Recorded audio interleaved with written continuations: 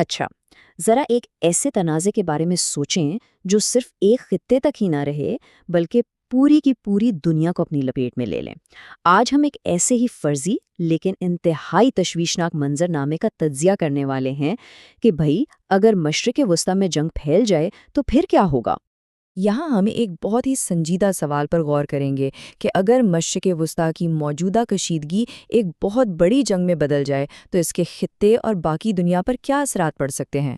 یہ سبھی کیا سرائی ہے، لیکن یہ ایک ٹھوس جیوپولیٹیکل تجزیے پر مبنی ہے۔ تو یہ پورا تجزیہ واقعات کے ایک فرضی سلسلے پر بنایا گیا ہے، یعنی اس کی شروعات ہوتی ہے 2024 میں غزہ اور لبنان کے تنازعات سے، پھر 2025 میں OIC کی طرف سے مذمت آتی ہے اور آخرکار 2026 میں ایران پر براہ راست حملوں تک بات پہنچ جاتی ہے۔ یعنی یہ ایک ایسی کشیدگی ہے جو بہت تیزی سے بڑھتی ہے۔ اب اس پیچیدہ منظر نامے کو سمجھنے کے لیے ہم اسے 6 اہم حصوں میں دیکھیں گے۔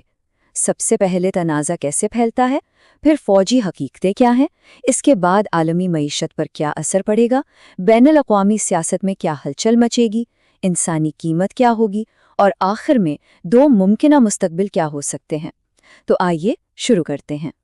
تو سب سے پہلے اس تجزیے کی بنیاد کیا ہے؟ یہ ایک ایسے مفروضے پر مبنی ہے جہاں فوجی کارروائیاں رکتی نہیں ہیں بلکہ ایک کے بعد ایک بس جاری رہتی ہیں۔ یہ منظر نامہ فوجی کارروائیوں کے ایک سلسلے کا تصور کرتا ہے جو ایک کے بعد ایک کئی ممالک کو نشانہ بناتا ہے۔ لبنان سے لے کر شام، ایران، پھر خلیجی ریاستیں، ترکی اور یہاں تک کہ پاکستان تک بات پہنچ سکتی ہے۔ چلیں اب ذرا فوجی حساب کتاب کی طرف بڑھتے ہیں اور دیکھتے ہیں کہ یہ کہانی کیسے آگے بڑھتی ہے۔ اب یہاں کچھ دلچسپ بات ہے۔ گلوبل فائر پاور 2026 کے مطابق روایتی فوجی طاقت کے لحاظ سے ترکی پہلے نمبر پر ہے، اسرائیل دوسرے اور ایران تیسرے نمبر پر۔ یہ درجہ بندی اہم تو ہے لیکن یہ پوری کہانی بالکل نہیں بتاتی۔ دیکھیں، تجزیہ اس بات پر زور دیتا ہے کہ صرف طاقت کی درجہ بندی سے پوری تصویر واضح نہیں ہوتی۔ ہر فریق کے پاس اپنے خاص فوجی فائدے ہیں۔ اسرائیل فضائی برتری، جدید انٹیلیجنس اور امریکی حمایت پر انحصار کرتا ہے، جبکہ اس کے مخالفین جیسے ایران اور ترکی کے پاس بہت بڑی فوج، میزائلوں کے ذخائر اور پراکسی نیٹ ورکس موجود ہیں۔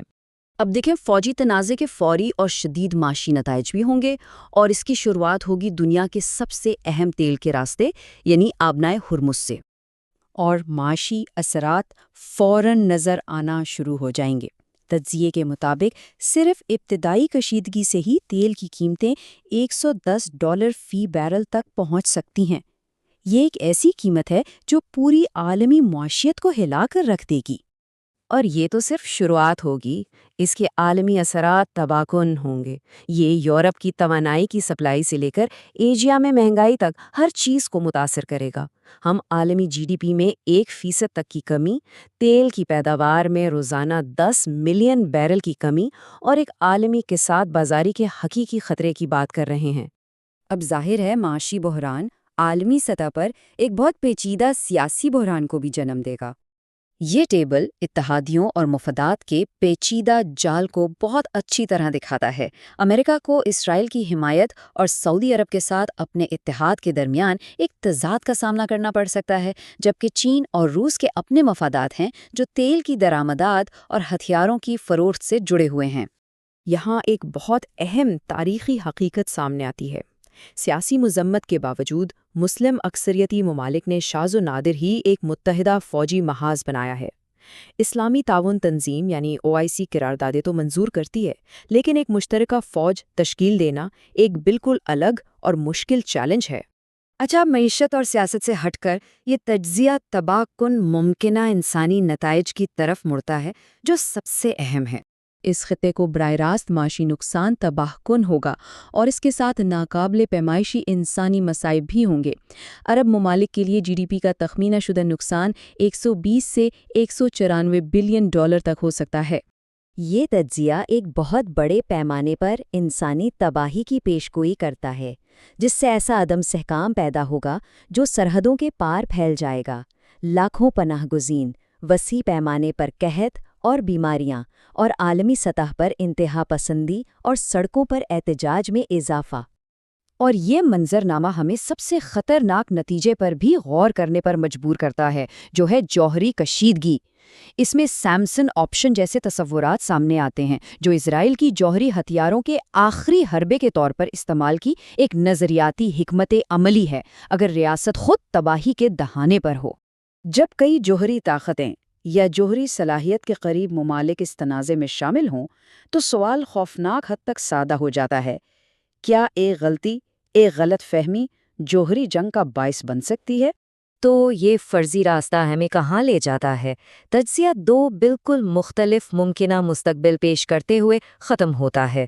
ایک طرف تو لامتناہی تنازع کا مستقبل ہے، جس میں دہائیوں کا عدم استحکام، عالمی معاشی بحران اور جوہری پھیلاؤ شامل ہے۔